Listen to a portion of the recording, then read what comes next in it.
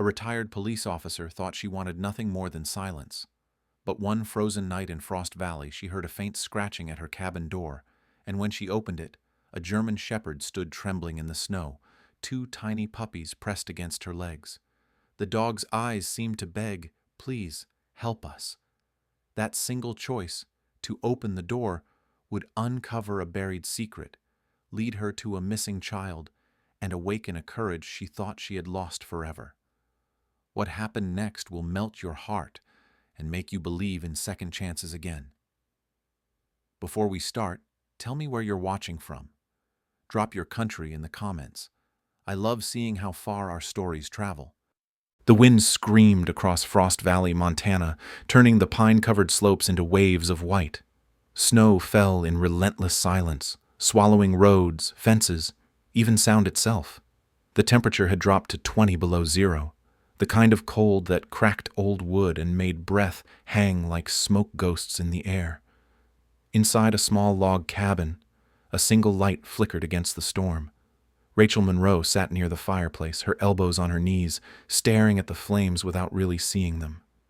She was in her early 40s, tall and wiry, her movements deliberate like someone trained to expect danger. Years in law enforcement had carved discipline into her bones, but since the explosion that took her partner's life 2 winters ago, something inside her had gone quiet. Her once steady hazel eyes now carried a soft exhaustion, the kind that comes from surviving rather than living. Her cabin stood on the outskirts of Frost Valley, a town of less than 1,000 souls clinging to the mountains.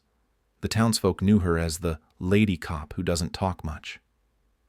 She'd left the badge behind, traded the sound of police radios for the creak of pine wood and the hum of her old generator. She wanted peace. Or maybe she just wanted to disappear. The fire popped, and Rachel absently reached for her mug of coffee, long gone cold. Outside, the wind shifted, carrying something faint, a noise that didn't belong to the storm. A scratching. She froze. At first, she thought it was just a loose branch dragged by the wind, but then it came again. Faint, deliberate. Scratch. Pause. Scratch. Rachel stood, instincts sparking to life. The silence of isolation had made her sensitive to sound. She reached for the flashlight hanging by the door, the same motion she once used for her sidearm. Old habits never die. They just go quiet. She stepped to the window. Snow covered everything in an unbroken white, the world beyond the glass hazy and cruel. Then, through the swirling flurries, a shadow moved. A dog? No, a German shepherd. Large, proud even in exhaustion. The creature stood close to the porch, its thick coat crusted with snow and ice. But it wasn't alone. 2 tiny forms trembled at her feet, puppies, barely old enough to stand, pressed against their mother for warmth. Rachel's heart tightened. The mother dog raised her head and locked eyes with her, eyes dark, intelligent, pleading. For a long, suspended moment, neither moved. The dog's body shook with the effort of staying upright. Her breath came out in soft clouds that disappeared into the blizzard. Rachel muttered to herself, "Oh, for God's sake." Every instinct in her told her not to get involved. Taking in a stray was responsibility. And she'd sworn off responsibilities the day she buried her partner, Jake, a man who used to say, "You can't save everyone, but you try anyway." She had stopped trying. But then the puppies whimpered, so small their cries nearly drowned by the wind. The sound tore through her like glass. Rachel's hand trembled on the doorknob. Finally, she opened the door. The wind exploded inward, carrying snow and the scent of wilderness. The mother dog hesitated only a second before bolting in, her paws scraping across the wooden floor. The 2 puppies followed, tumbling and shivering, tiny bodies slick with half-melted ice. Rachel shut the door quickly, sealing the storm outside. Her cabin instantly filled with a different kind of chaos. The panting of the mother, the faint squeaks of the puppies, the sudden heat of life. "Easy," Rachel said softly, kneeling. "You're safe now. It's okay." The mother backed slightly, hackles raised, not from aggression but from fear. Rachel kept her movements slow, voice calm. She fetched an old blanket from the couch and placed it near the fire, gesturing. The mother sniffed it, then lay down heavily, curling her body around her puppies. The two small ones crawled close, pressing against her warmth. Up close, Rachel saw the scars. Thin, silvery lines beneath the thick fur, marks of fights, maybe survival. Around her neck was a collar half buried under snow-stiff fur. Rachel brushed it gently and found something engraved on the metal tag. Unit K9, Delta 09. Her breath caught. A police or military dog. She'd worked with enough to recognize the look, the posture, the focus, even in weakness. But what was a K9 doing alone out here with puppies? She spoke softly. "You were one of us, huh?" The German shepherd lifted her head, ears twitching at the familiar tone. Her eyes, amber and sharp despite exhaustion, seemed to understand. Rachel warmed water and opened a can of chicken broth, the only thing close to dog food she had. The mother ate cautiously, never taking her eyes off Rachel. The puppies tried to lap at the water bowl and ended up half soaking themselves. Afterward, Rachel sat back, watching the small family drift into sleep. For the first time in months, her cabin felt alive. The rhythmic breathing of the dogs blended with the crackle of fire, and somewhere in that fragile silence, something inside her eased. But just as her eyelids grew heavy, a faint static sound crackled from the corner of the room. The old police radio. Rachel hadn't used it in a year. It usually sat unplugged, a relic of her past. Yet now, though she hadn't touched it, it was alive, its red light blinking faintly through the dust. Shh. Delta. Repeat. East Ridge. Lost. The words were fragmented, nearly lost beneath the storm's roar, but they sent a chill through her that had nothing to do with cold. Rachel stood slowly, staring at the device. East Ridge, she whispered. The German shepherd stirred, lifting her head, ears pricking toward the sound as if she recognized it. Rachel's pulse quickened. "Who are you, girl?" she murmured. The dog blinked, then lowered her head again beside her pups, eyes half closed. Outside, the wind howled like a warning, or a promise. Rachel sat back near the fire, mind restless. She couldn't shake the feeling that this dog had walked out of the same darkness she had spent years trying to leave behind. She reached out and touched the edge of the dog's paw gently. "I guess we both needed somewhere warm tonight." The German shepherd gave a faint sigh and leaned closer. For the first time since the day her partner died, Rachel felt something unfamiliar settle in her chest.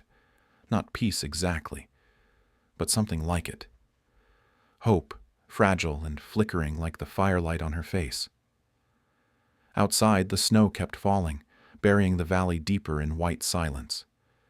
But inside that small cabin on the edge of Frost Valley, 3 hearts beat in quiet rhythm, proof that even in the coldest places, life still finds a way in. And beyond the frozen night, fate was already stirring. The next morning broke in shades of silver and pale blue. Frost Valley lay buried beneath a fresh layer of snow that glittered like crushed glass under the timid sunlight. Rachel Monroe woke to the sound of paws shifting near the hearth. The German shepherd had stirred, lifting her head at the faint hum of the police radio still glowing red from the night before. The puppies were curled beside her belly, tiny and warm, unaware that something in the air had changed. Rachel sat up slowly, her shoulders stiff from sleeping in the chair. The memories of the previous night flickered back. Snow, desperation, eyes pleading through glass. She rubbed her temple and muttered, "You brought trouble, didn't you?" Her tone carried a dry humor, but her heart wasn't entirely against the company. She poured herself coffee and looked out the window. The world was still and white, but far on the ridge, tire tracks cut through the snow, a path that hadn't been there yesterday. It wound toward the forest beyond the valley, fading into the trees. She frowned. Not many people drove out this way. The nearest neighbor, old Hank Davis, lived 3 miles down the frozen road. Hank was a retired park ranger, a wiry man with a beard gone white and eyes sharp as the hawks he used to track. Rachel dressed in her worn parka, boots lined with fur, and pulled on gloves that had seen better days. She crouched beside the mother dog. "I'll be right back," she said softly. The German shepherd lifted her head, amber eyes following her every movement. "Stay. Guard the kids." When Rachel opened the door, the cold bit into her skin like glass. The air was so crisp it burned her lungs. She followed the tire tracks down the path until she reached the split in the road where the trees thickened. There, something glinted beneath the snow, a metallic shape. She brushed it aside and found an empty shell casing. Her breath caught. Military grade. Recent. "Who the hell's been shooting out here?" she whispered. A low growl echoed from the tree line. Rachel turned sharply, hand instinctively reaching for her holster, though it had long been empty. The sound came again, softer now. Then the German shepherd appeared, having slipped out of the cabin despite her order. Snow clung to her coat, her breath steaming in the cold. She trotted up, head low, eyes alert. "You really don't listen, do you?" Rachel sighed, but her tone softened. The dog's ears flicked toward the trees again. Something was out there. Rachel crouched, scanning the woods. For a second she saw movement, a flash of gray among the pines, then silence. She stood, shaking her head. "Let's go, girl. We've got enough ghosts already." Back at the cabin, the radio crackled again.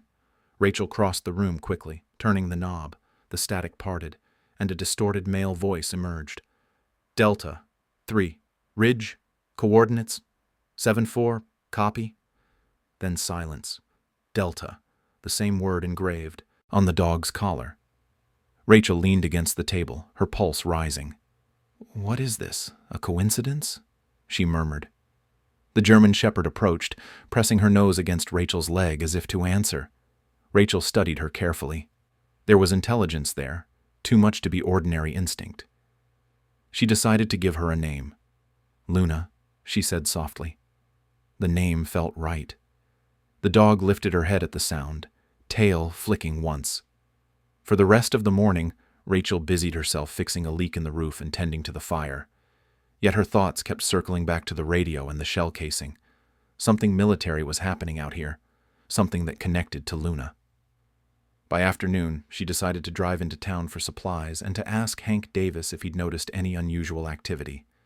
The snow had eased, leaving behind a fragile stillness. She loaded her pickup with wood and blankets, called out to Luna, and watched as the dog leapt gracefully into the passenger seat. The puppies stayed behind, bundled near the stove inside a wooden crate lined with quilts. The road to town cut through dense pine forests and frozen rivers, the landscape as unforgiving as it was beautiful. Frost Valley itself was little more than a main street lined with weathered buildings.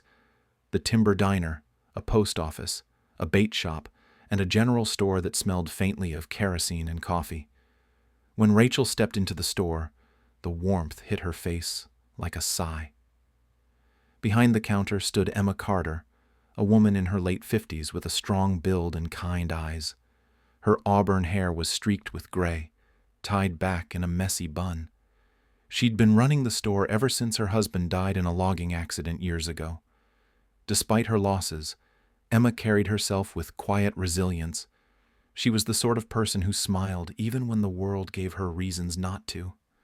"Morning, Rachel," Emma greeted. "You look like someone wrestled a blizzard and lost." Rachel smirked faintly. "Close enough. You seen anyone driving through the North Ridge lately?" Emma frowned, pausing her work. "Now that you mention it, I did hear an engine late last night. Thought it was snowplows, but they don't come up that far." "Why?"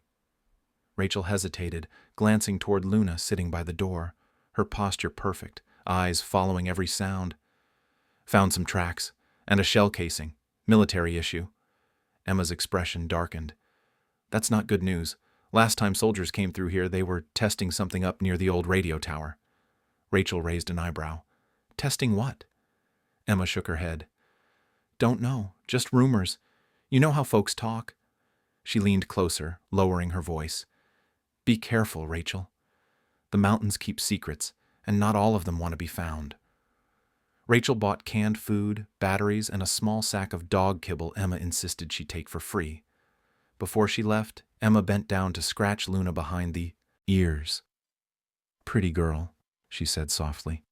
"Looks like she's seen more battles than most of us." Driving back through the woods, Rachel replayed Emma's words. The old radio tower sat near the east ridge, exactly where the strange transmission had mentioned. Her curiosity battled with her instinct for caution. Then she remembered the way Luna had reacted to the voice, alert, ready. Maybe it wasn't curiosity. Maybe it was duty. That night the storm returned, thick flakes swirling in ghostly spirals outside the cabin. Rachel sat by the radio, tracing the map of Frost Valley with a pencil, circling East Ridge. Luna lay at her feet, head resting on her paws.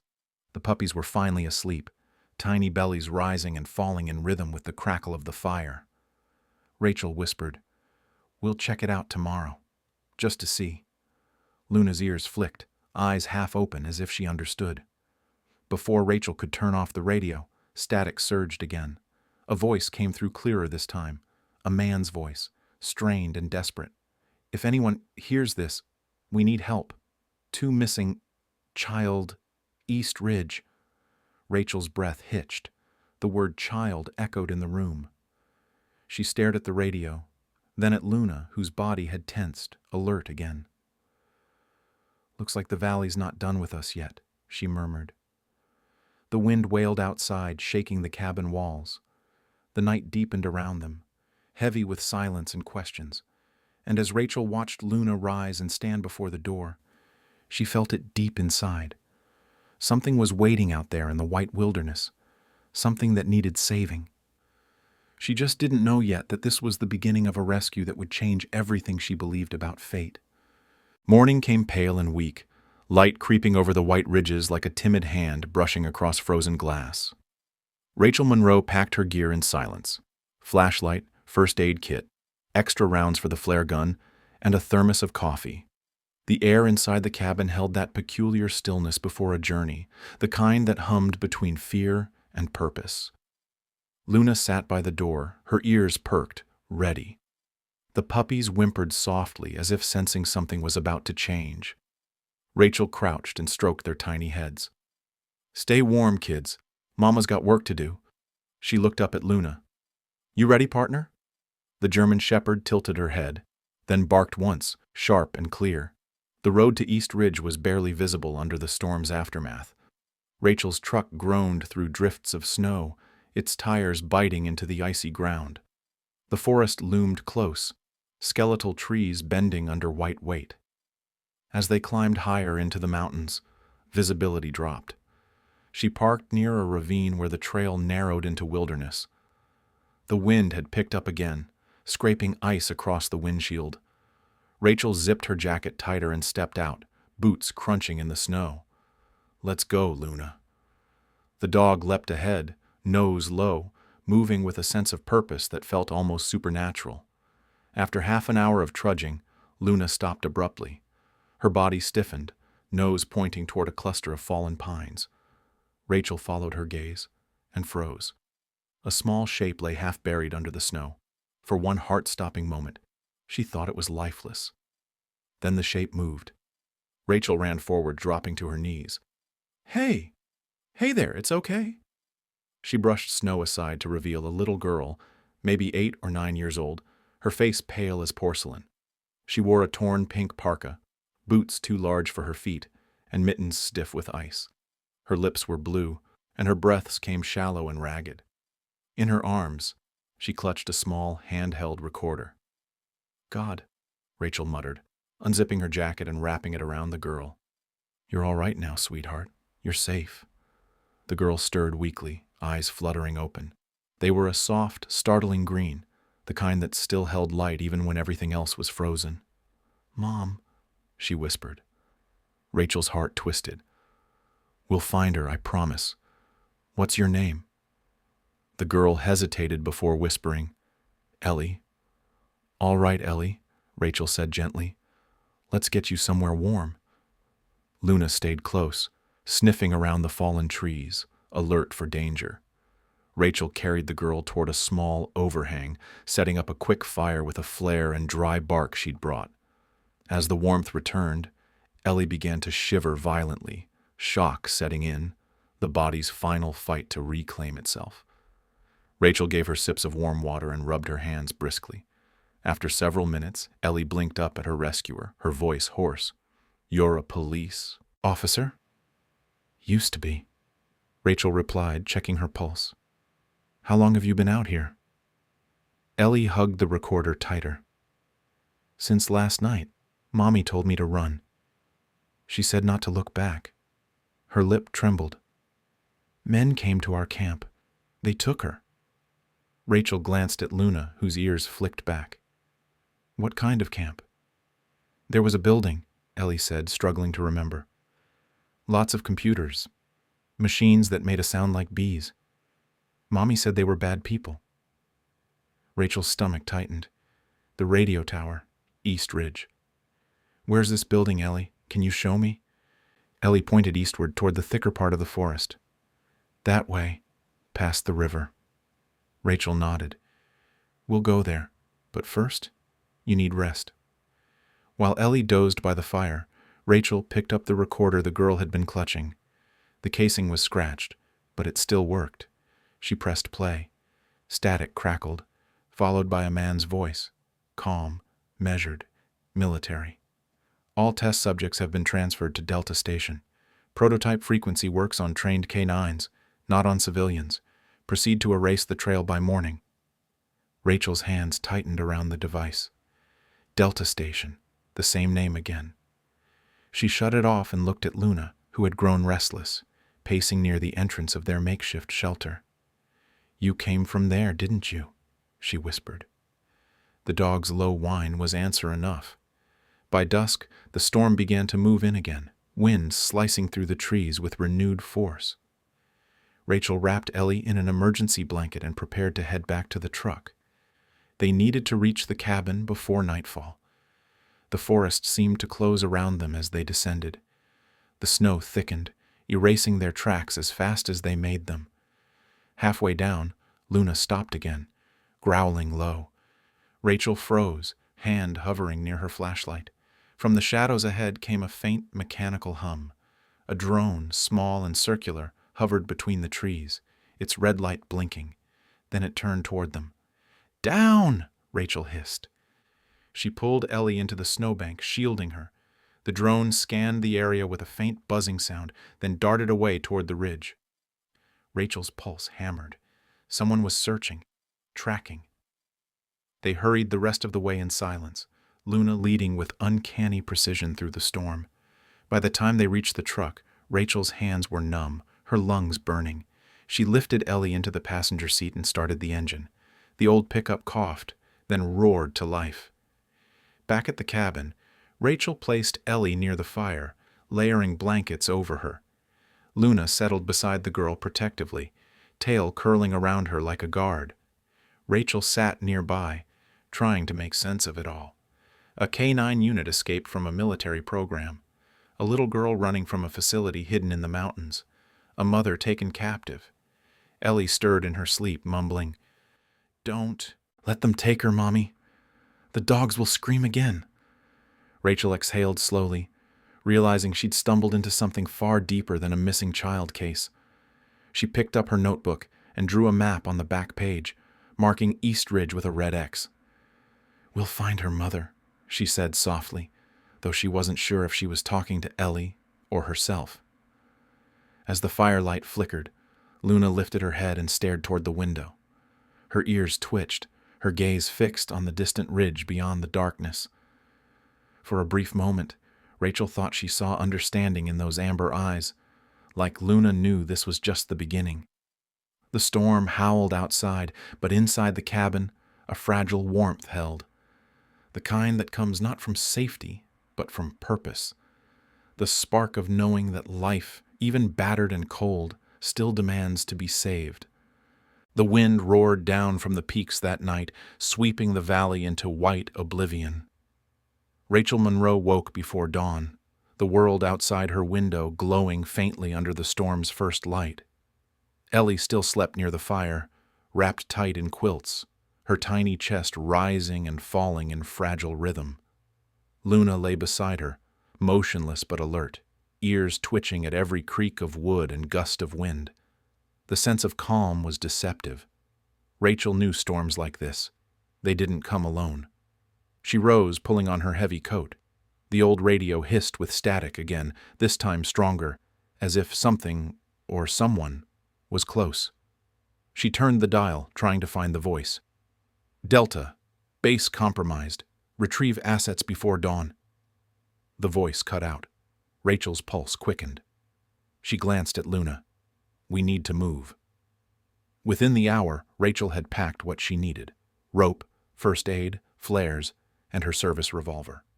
She left a note on the table for Ellie. Stay inside, lock the door, don't open for anyone but me. Luna stood by the threshold, muscles coiled, tail low. Snow lashed against the windows as Rachel whispered, "Let's go get her mother." The climb toward East Ridge was brutal. The storm thickened until sky and earth blurred together, and each breath felt like inhaling needles. Luna led the way, moving like a shadow through the blizzard. Her fur was dusted white, her amber eyes burning with focus. They crossed the half-frozen river Ellie had mentioned, the ice groaning beneath Rachel's boots. Somewhere far above, faint lights flickered between the trees. The tower. As they neared the base of the ridge, a dark structure emerged through the haze. The remains of an old research facility, long abandoned, or so Rachel thought. Concrete walls half buried in snow, barbed wire sagging under ice. But the hum of machinery beneath the wind told her it was still alive. Rachel crouched behind a fallen log, scanning the area through her binoculars. She saw movement. 2 guards in white winter gear, rifles slung across their backs. Their faces were obscured by thermal masks. Through the snow, she caught glimpses of others patrolling with flashlights, their beams slicing through the dark like ghostly swords. "Military," she murmured. "Private, maybe." Luna growled softly. Rachel placed a hand on her neck. "Easy. We need stealth, not a fight." They moved low and silent along the perimeter, following a narrow path that led to a service entrance. A faint blue glow flickered through the cracks of a reinforced steel door. Rachel tested the handle, locked, but the vent beside it was loose. She looked at Luna. "Think you can squeeze through?" The German shepherd sniffed the vent, then looked back, as if understanding. Rachel pried it open just enough. Luna slipped inside, disappearing into the shadows beyond. Rachel waited, heart pounding against her ribs. Minutes crawled by. Then, click. The door hissed open. "Good girl," Rachel whispered. Inside, the air smelled of metal and ozone. The hallways were dim, lit by flickering fluorescent lights. The walls bore faded insignias: Project Shepherd, Defense Canine Division. Rachel's stomach turned. She'd heard of this kind of program years ago. Unofficial, experimental. It had been shut down after reports of abuse. Apparently not all of it had stayed buried. She moved deeper, passing rooms filled with equipment, crates labeled frequency modulators, cages long since emptied but still marked with claw scratches. Her flashlight landed on a clipboard resting on a table. The top page bore the words, Phase 3, Behavioral Control, Subject Delta, 09, Termination Scheduled. Delta 09, she whispered, the number etched on Luna's collar. "They tried to kill you." A low hum vibrated the air. She followed it to a lab at the end of the corridor. Inside, a large cylindrical machine pulsed with blue light. Beside it stood a man in a heavy parka, his posture rigid, movements efficient. He was in his 50s, lean, silver-haired, with a face that looked carved from stone, sharp cheekbones, hard eyes. His name tag read Dr. Marcus Harlan. He turned when Rachel stepped in, raising a flashlight.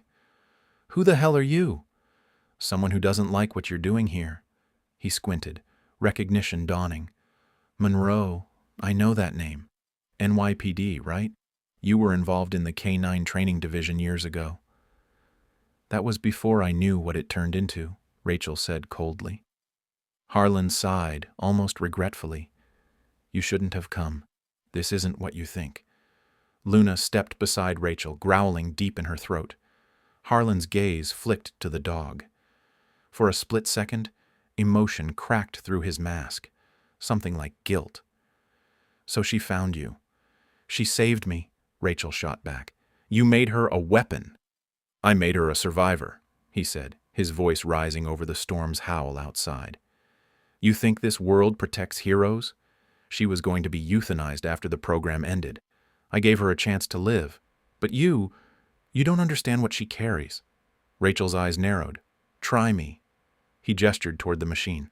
That frequency controller, every K9 in the program was tuned to it, their obedience hardwired through resonance. But Delta 09 resisted. She broke free. And when she did, she took data with her, the kind that people would kill for. Rachel's pulse thudded. So you sent men to hunt her? Harlan's jaw tightened. No, others did. I tried to stop them, but it's too late now. The tower will burn the evidence and anyone inside if they can't retrieve her. Suddenly, alarms blared. Red lights flashed. Over the loudspeaker, a voice barked. Intrusion detected. Seal all exits. Rachel grabbed Harlan's arm. Where's the girl's mother? He hesitated. Then, quietly, holding Cell downstairs, she found out what we were doing.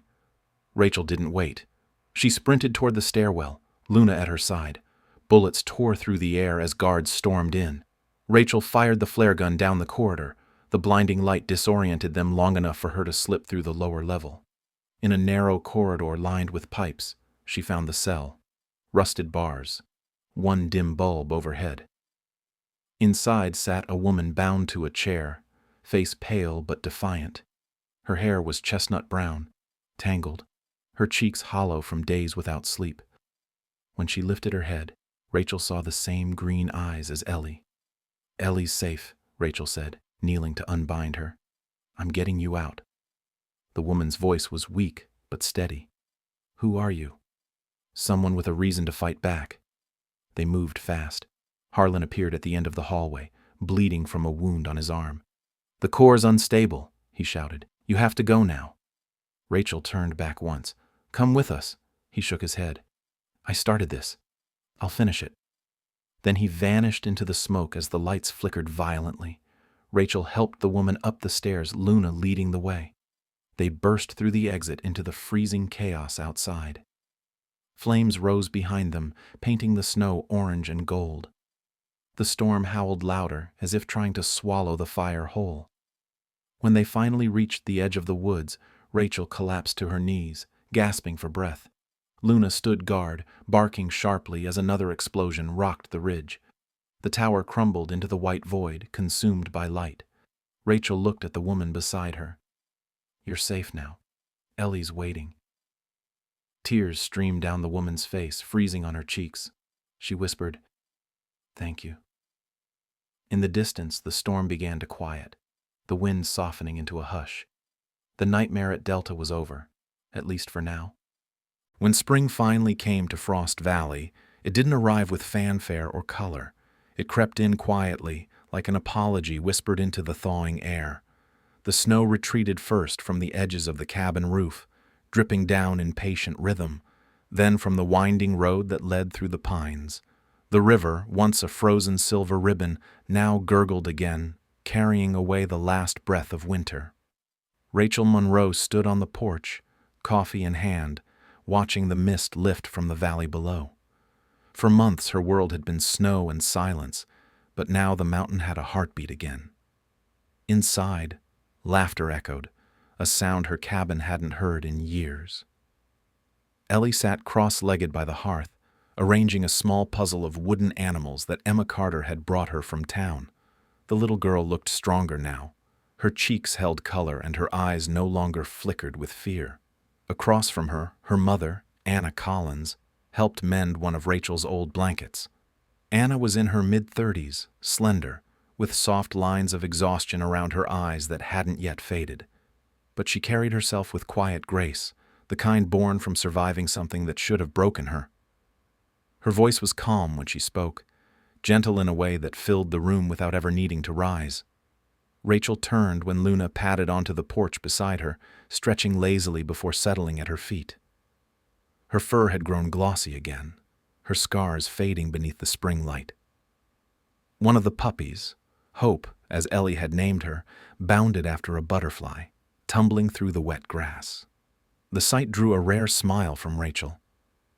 "You've got the place figured out, huh?" she murmured to Luna. The dog looked up, tail wagging softly, amber eyes bright with trust. A truck rumbled up the dirt road, pulling Rachel's attention. Hank Davis climbed down from the driver's seat, wiping his hands on his flannel jacket. The old ranger still moved with the alertness of someone half his age, his silver beard glinting in the light. "Morning, Monroe," he called, his voice gravelly but kind. "Heard you turned this cabin into a rescue station." Rachel grinned faintly. "Guess word travels faster than I'd like." Hank walked up, glancing toward the dogs.